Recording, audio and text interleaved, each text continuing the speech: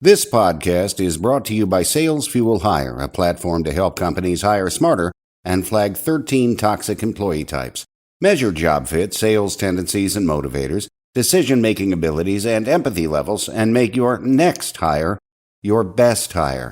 Try it now on salesfuel.com/hire and use promo code MANAGESMARTER for $50 off your first purchase. Welcome to the Manage Smarter podcast with hosts C. Lee Smith and Audrey Strong.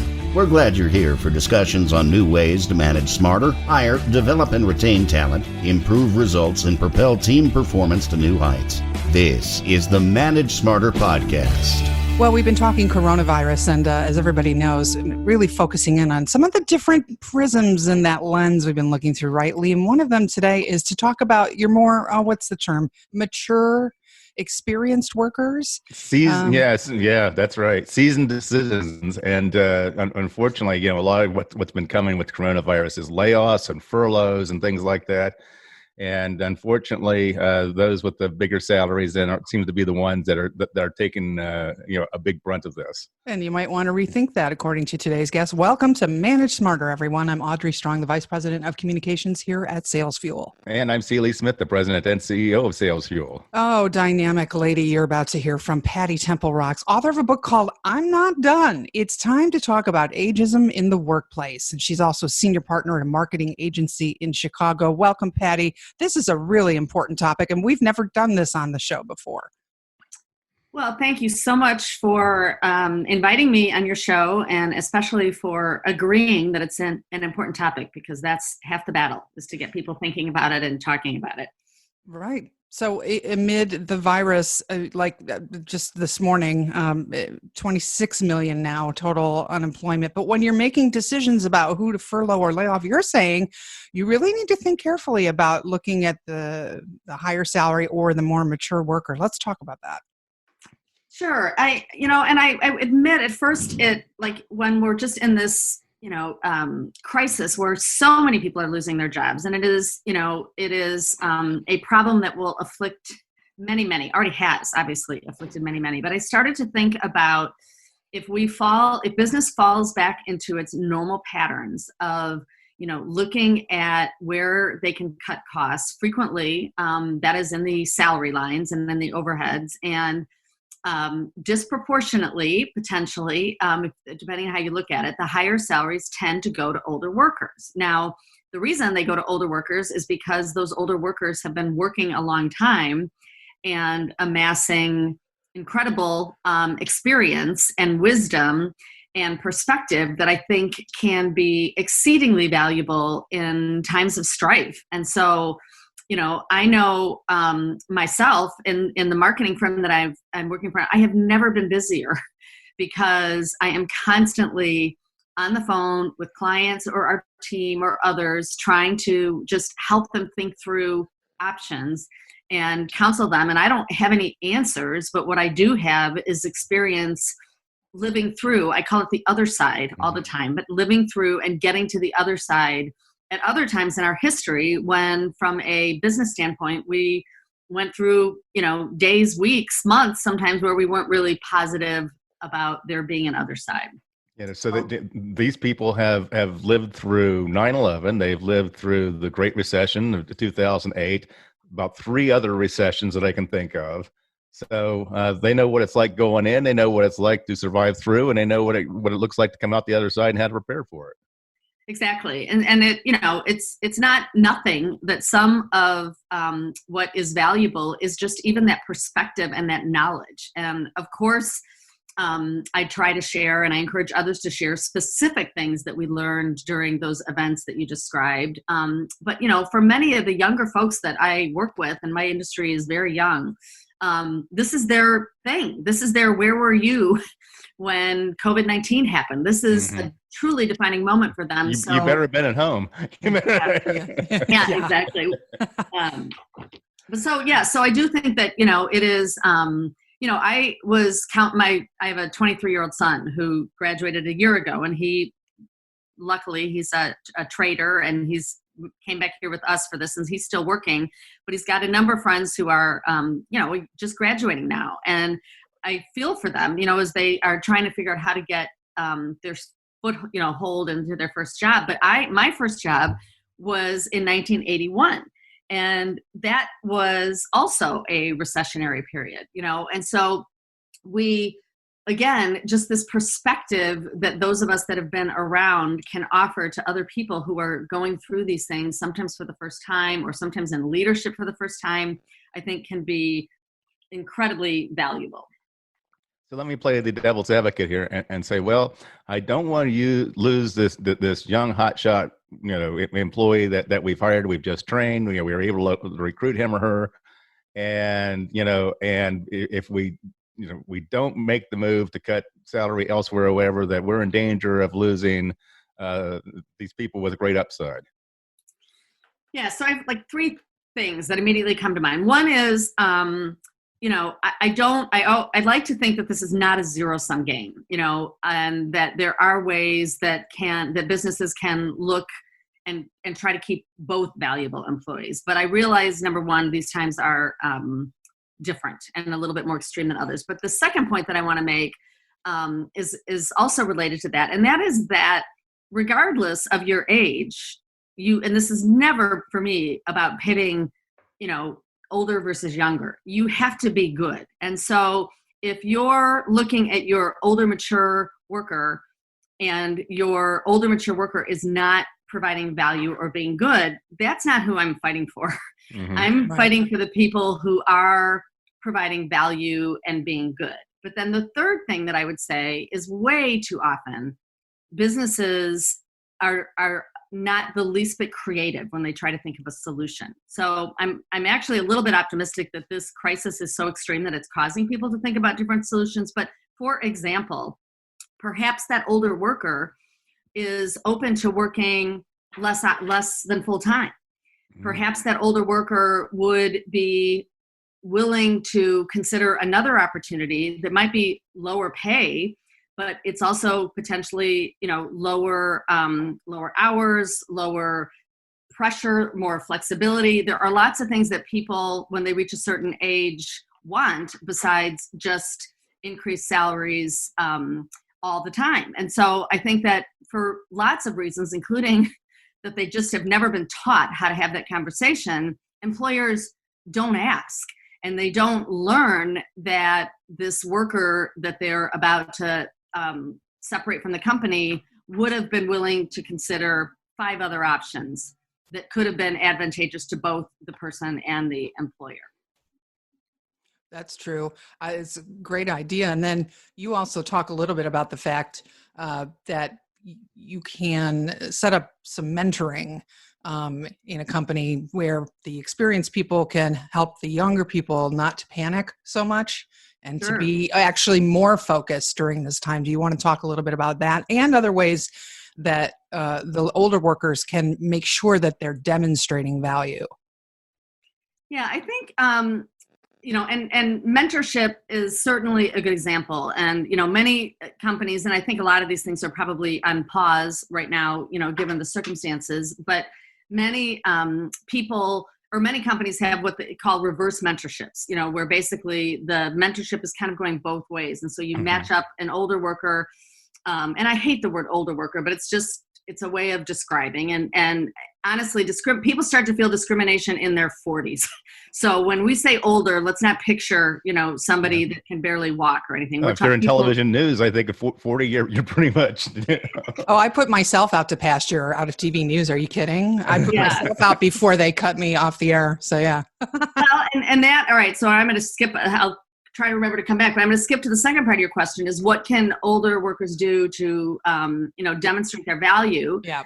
And some of that is that we should not give in to the system and we should continue to make our presence known and not, I wrote in my book about the fact that when I turned 55, I felt like doing something stupid. And so I went out and got a tattoo it actually wasn't stupid and it was very meaningful to me, but I did it on my lunch, during lunch, come back to the office and was sharing it with some of the creatives in my organization. And I said, well, it's my birthday. It's a big birthday. I thought I should do something. So next thing I know, word gets out that it's Patty's birthday and she got a tattoo. And so everybody like then starts celebrating me for my 50th birthday.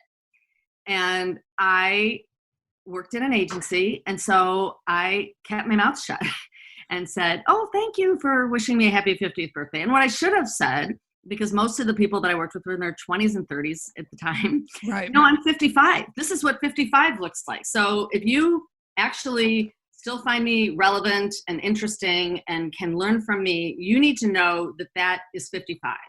And for many of us, we watched in our career how many people, we saw them sort of start to get treated differently or start to get marginalized. And so I think whether we even knew what we were seeing on a subconscious level, we started to recognize it. And so we started hiding a little bit. And if we didn't get called on, sounds like schoolroom, but if we didn't get sort of included in a meeting or a discussion as much, we would literally self-doubt starts to creep in. And you think, why doesn't anybody want my opinion? Well, maybe maybe it's because I'm, not as relevant as I used to be. And, we have to kind of say BS on that. If it's true, then we have to try to make sure that we're doing everything that we can, to stay on top of things in our industry and on top of things about our people. But if it's just a stereotype that's being brought to light, we need to speak up and speak out. And if it really is, borderline discrimination, we need to go to HR or management or somebody, or even tell others. I had so many people that would say to me, now that you've talked about what this means, I realize it was happening to so-and-so in my organization. And I just never said anything. I thought maybe she wanted to leave or he wanted to go part-time or different things. And so I think a lot of it just, we owe it to ourselves and our, the next generation that will be deemed old by the workplace, to take this seriously and speak up a little bit more about it. And so back to your first part of your question, I was so gratified to find, once I wrote this book and started talking about it, that the people who are like equally incensed about it as those of us that are over 50 are those of us in their 20s. And I think it's because a couple things. One, they have parents. Many of them are the first ones who grew up in two working professional parent homes. So they watched mom and dad happily go to work every day in careers that mattered to them. And then some of these 20-somethings are telling me stories about the day their mom came home crying or the day their dad just suddenly got quiet and down. And these 20-somethings observed what the workplace was doing to their parents and thought less of that workplace. And so, those of us that want these young rising stars in our workplace better know that they are paying attention to everything, not just how we treat them, but how we treat everybody in the workplace. What are some of the stupid things that managers do that set themselves up for a charge of age discrimination? Well, I think they just turn a blind eye to it sometimes. I mean, there have been cases won in a court of law for a pattern of joking behavior, like calling someone a geezer or pops or grandma, or making jokes about, oh, sorry, the typeface is too small. You probably can't read it. Now, is that intentional? I don't know. Sometimes it is, sometimes it isn't. But is it something that an opposing lawyer is going to use against you? Absolutely. There are other smaller things that I think people do, like if you look at a website page. And so who you tend to see on a company's website about when they've got to their employee page are young, shiny people, as opposed to something that would be accurately reflecting an age dynamic workplace. And so you don't tend to see a lot of 50-somethings on a company's website when it comes to what a great place it is to work. You also don't see, I learned from interviewing HR people, you don't often enough see age listed as something that an organization calls out in its diversity and inclusion strategy or policy. Interesting. So that's an easy one. Just make sure it's there and make sure that you're doing something about it. You said that you think that this pandemic is going to result in a disproportionately larger group of layoffs of 50 plus. For people listening who are afraid of they're going to be next on the chopping block, do you go into your boss and say, I want to continue my professional development, so I took this class, or what are some of the other ways you can try to stave off your chances? Yeah, I think it comes really back to, I think, the honest conversation about what you really want. So if what you really want is to, remain full-time and have nothing change in these times, I think that might be challenging. And so I think some of this is about like really, with the filter of, the economic impact of what's going to happen, or what is happening and what's going to happen, like a real honest examination about what you need. So a gentleman that I interviewed for my book, was really what got my mind thinking about like having this honest conversation about whether you would be open to other things. Because I asked him that question. He was the first one I asked the question. He said, well, at first, maybe not. I think it would have been hard for me to hear, but in the end, I really valued that company. I'd been there a long time. I think I provided them value. I ended up taking a job for a lower salary anyway. And what I really wanted was just to finish out my career with dignity in the way that I wanted, and I wanted health insurance. And so if we think about what we really want out of our career and are comfortable enough to have that conversation with our boss, it used to be that people would be afraid. I mean, for many people, the fear of having that conversation, even if that is what they wanted, maybe, increased flexibility, reduced hours. And for that, they were willing to take, less pay. They really wanted to hang on to their benefits until, 65 or whatever the age was. They wouldn't have wanted to have that communication, in part because they would have been afraid that would have signified, I'm not committed, I don't care, some of those things. But today, I think that conversation is almost a business reality helpful conversation, because I know that most companies are having to think about things like that. We're seeing companies furlough people. We're seeing companies tell people to take their vacation. If people said, here's what I think I can do for you, but I can do it in 3 days a week and you can cut my pay. But that still allows, me and provides health benefits and all those other things, and that will make me happy. Then I think you should talk to your boss about it, because chances are it will also help them meet a business challenge that they're trying to solve today, which is, just as I think older workers are going to be disproportionately impacted, the reason that there isn't impact at all is because we cannot deny, the financial impact that this is going to have on businesses large and small. That makes sense. Well, but if you don't have the conversation or talk to your boss, then you just become a generic line item on a spreadsheet. Exactly. Let me take the other side of this. I always look for silver linings. I always look for opportunities wherever there's adversity. So let's say that you affected by COVID-19, the government hasn't shut you down or like that, and so you're looking to hire. Seems to me there's a lot of great talent that's going to be out there if this plays out like you suggest, Patti, and there's a lot of veteran, very wise, very talented people out there that are available for hire. How do you go about getting them? Well, and if you're them, how do you go about getting that job? I think that part of this, we hide this too much, is like even things like the way that we build our resumes and the way that we, talk about ourselves. It's, I've got, 35 years experience doing this, or I graduated from college in blank. And I one time, said, don't put when you graduate from college, and you don't have to list every job. Don't do things that call attention to your age. And somebody challenged me and said, well, aren't you saying we should own our age? And I said, yeah, but get the job first, then, let's also make sure that we're doing things to set ourselves up to get the job. But I think that what, the way around that, and I honestly, as someone that hires people too, like I would much rather hear about the skills that somebody built or the types of experiences that somebody had than see which company they worked for which years. So like, in my case, I would talk about,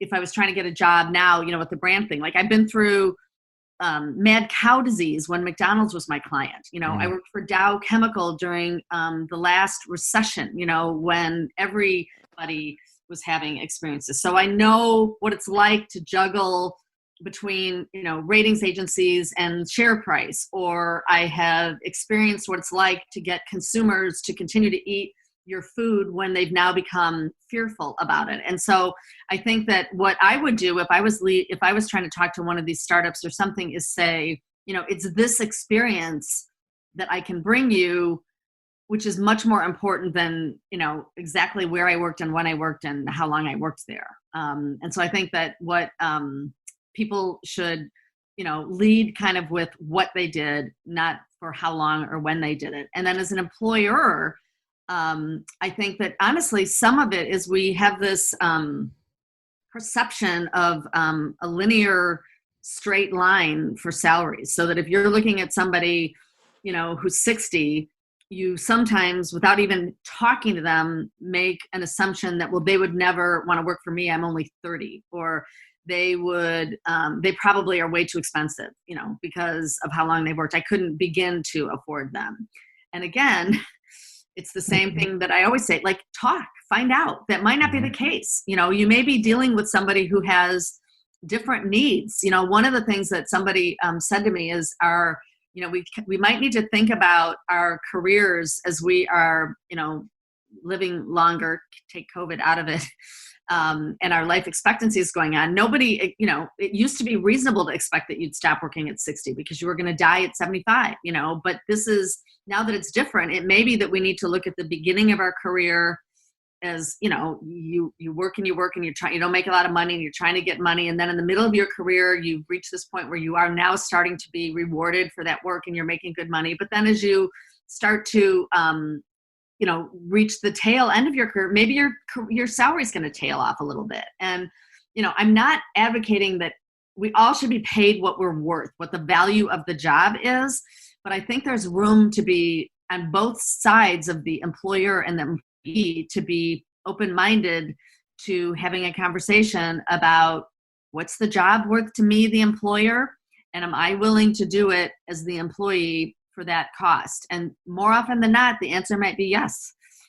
Yeah, I love that. Well, I'm Not Done.rocks is the website. I'm Not Done is the book, or Patti Temple Rocks. I like your Twitter, Patti Rocks. Patti T Rocks, actually. Patti Rocks, yes. And she's on LinkedIn as well. And by the way, if you'd like to book her for a Zoom room, she's got awesome backgrounds in her Zoom room. That's I'm jealous. Thanks so much. This is all great tips, Patti, and really good food for thought on both sides of the equation, so everybody can try to make this a win-win in some way. We're so glad you came today. Well, it was my pleasure. And again, I just want to keep people talking about this. It's really important. So thank you very much for having me. Thanks for listening. If you enjoyed the show, please rate and recommend on iTunes, Overcast, or wherever you get your podcasts. You can also get more great information at salesfuel.com.